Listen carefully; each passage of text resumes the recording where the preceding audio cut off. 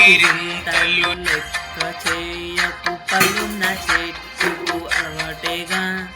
కలత చిన్నకు చందమామకి ఏటేట సవితికి నిందలేగా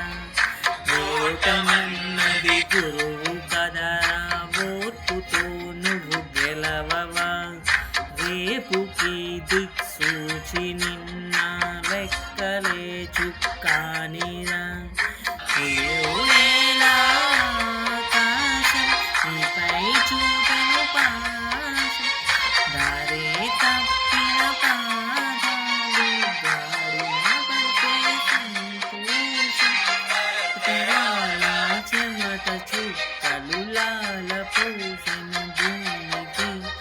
బాధ్యత గల కొనసాగిన నైవేద్యము